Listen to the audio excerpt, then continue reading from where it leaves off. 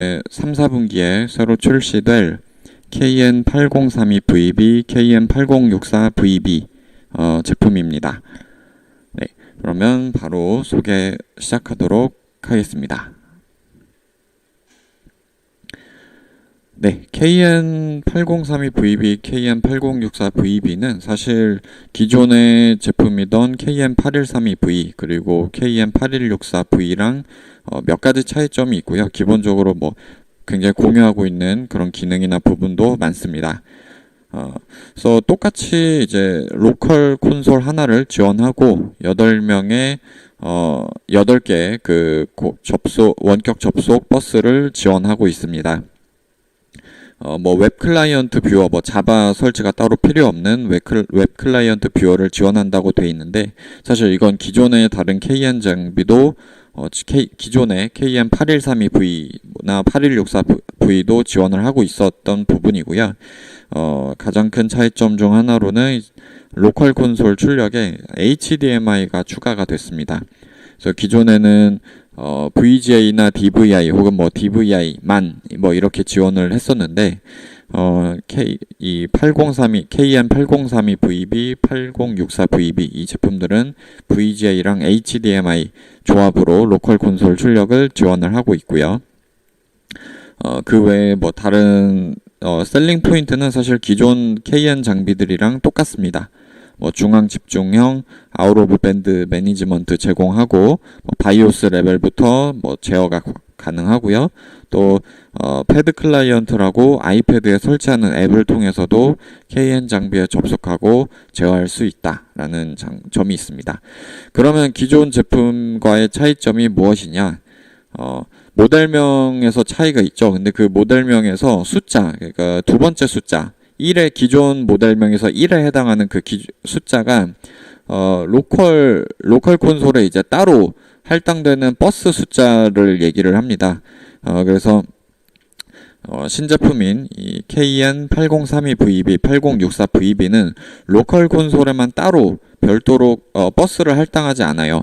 그래서 이 제품이 가지고 있는 총 버스 수량인 8개를 로컬 콘솔과 원격 접속자가 공유합니다. 그래서 예전에는 이 KN8 시리즈의 경우 원격 사용자 8명이 각각 포트 1부터 8번까지 보고 이렇게 버스를 하나씩 쓰는 거죠. 그 다음에 로컬 콘솔 사용자가 뭐 포트 9번을 봐도 상관이 없었어요. 왜냐하면 그 버스가 별개라서 로컬이랑 원격이 따로따로 해서 상관이 없었는데, 이제는 로컬이랑 원격 사용자가 같은 버스를 쓰면서 로컬 콘솔에서 뭔가 사용하고 있다, 그런 원격 사용자에게 주어지는 버스는 7개입니다. 네, 그래서 이 부분에 차이가 있다는 거, 이게 어떻게 보면 제일 큰 차이죠. 네, 이 부분을 확인을 해주셔야 되고요.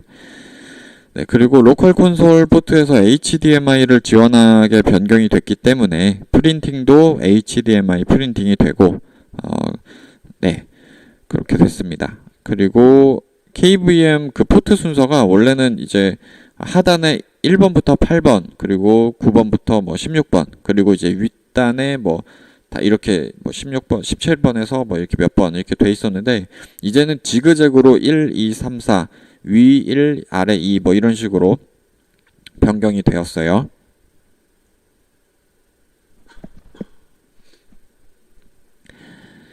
네, 그래서 새로 추가된 콘솔 HDMI 포트에는 뭐 CL3700 같은 HDMI LCD 콘솔을 붙일 수 있게 됐습니다. 네, 그래서 기존의 뭐 아날로그 인터페이스의 콘솔보다 좀 더 이제 좋은 화질로 로컬 콘솔 모니터링을 할 수 있다는 장점이 생겼고요. 앞서 말씀드린 것처럼 3, 4분기부터 이제 출시돼서 이제 취급이 될 예정입니다. 네, 뭐 제품 소개는 여기까지고요. 이제 그동안 있었던 기술 이슈 중에 공유해드릴 만한 것들 소개해드리겠습니다. V21830이라고 HD 베이스티 3.0 연장기가 출시가 됐잖아요. 근데 이제 HD 베이스티 연장기 간에는 서로 다른 모델의 수신기나 송신기랑 서로 호환이 됐죠. 뭐 예를 들어 VE801T에다가 VE901R을 연결해도 뭐 됐었는데, 이제 이 HD 베이스티 3.0 연장기도 똑같냐라는 질문이 있었고요. 결론을 말씀드리면 VE1830 이 HD 베이스티 3.0 제품은 칩셋 설계가 달라가지고 다른 HD 베이스티 연장기랑 호환이 되지 않습니다. 그래서 이 제품만 예외니까 좀 참고해 주시고요.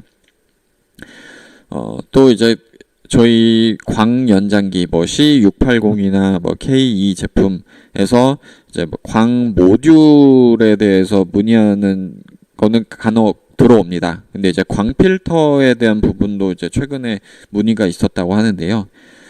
광 모듈의 필터가 이제 저밀도 뭐 파장 분할 다중화 혹은 뭐 고밀도 파장 분할 다중화 이렇게 종류가 또 이런 종류들이 있는데 이것들이 저희 이제 광 연장기에서 지원이 되냐라는 질문이 있었어요. 네, A10 제품에서는 이 두 가지 광 필터를 지원을 하지 않는다고 합니다.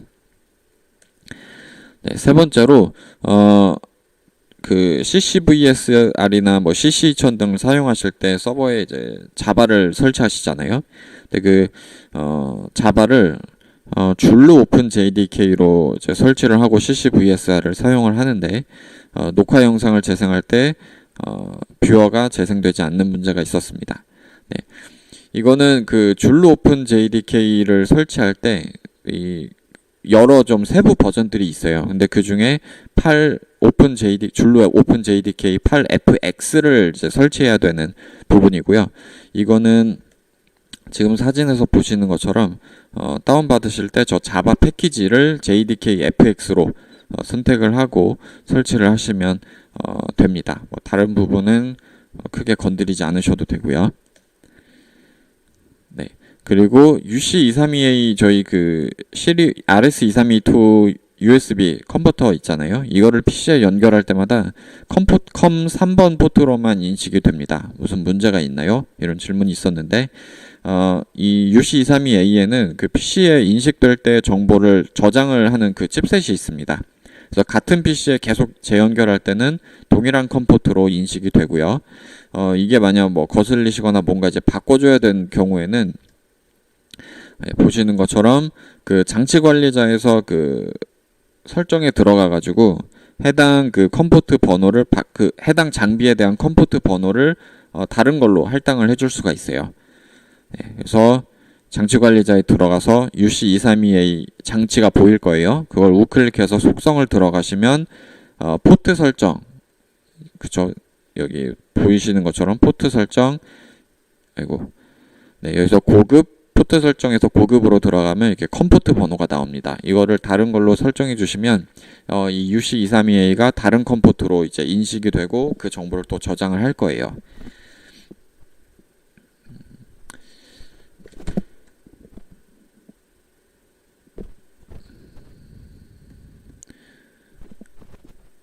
네, 그러면 마지막 순서인 기술 용어입니다. 네. 첫 번째 기술 용어는 오늘 광 필터가 나와가지고 광 케이블을 조금 말씀을 드리려고 했어요. 사실 광 케이블 자체가 뭐 어떤 건지 모르시는 분은 없을 것 같고, 이제 A10 제품에서 지원하는 그 광 케이블, 그 광 모듈 타입은 LC 타입의 싱글 모드입니다. 그래서 뭐 광 케이블 모드에는 싱글 모드랑 멀티 모드가 있는데 이 두 가지는 뭐 전송 거리의 차이가 있고요. 또 광 케이블 그 커넥터도 LC 타입, SC 타입, FC 타입이 있어요. 그래서 뭐 각각 LC 타입은 1.25mm 소형 커넥터고 SC 타입은 뭐 각져 있는 그런 타입으로 생겼고, 뭐 FC 타입은 원형으로 나사를 돌려 고정하는 뭐 이런 타입이고요. 각자 차이는 생김새는 이렇게 다릅니다. 그리고 싱글 모드, 멀티 모드는 전송 거리의 차이가 있다고 말씀드렸는데 싱글 모드는 일반적으로 장거리 전송에 좀 더 많이 쓰여지고요. 멀티 모드는 그 케이블 내부의 그 코어 직경이 더 두꺼워가지고 더 많은 대역을 보낼 수 있는 대신 전송거리가 좀 짧아요. 그래서 상대적으로 단거리 전송에 사용이 됩니다.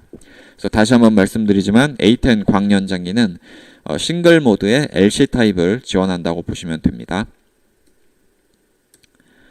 네, 그리고 시리얼 통신. 이 시리얼은 이제 예전에 좀 더 많이 쓰던 인터페이스인데 요즘도 많이 쓰죠. 그래서 시리얼 종류에는 RS232, RS422, RS485가 있습니다. 그래서 뭐 이 DB9 케이블에서 뭐 몇 번 핀을 뭐 몇 개의 핀을 쓰냐 뭐 이런 차이예요. 뭐 예를 들어 RS232 같은 경우에는 뭐 2번, 3번, 5번 TX, RX 그라운드 이 핀만 쓰는 뭐 이런 차이가 있고, 뭐 RS422이나 485는 TX 플러스 TX 마이너스, 그리고 RX도 RX 플러스랑 마이너스 이렇게 나눠서 쓰기 때문에 더 많은 핀을 쓰는 뭐 그런 차이가 있고요. 이 시리얼 장비를 연결할 때는 보드레이트나 뭐 데이터 비트, 스톱 비트, 페리티 비트를 올바르게 설정해야 정상적인 시리얼 통신이 가능합니다. 네, 여기까지 오늘 교육 마치겠고요. 교육 내용 관련해서 추가적으로 궁금하신 거나 필요하신 정보가 있으시면 A10 기술부로 언제든지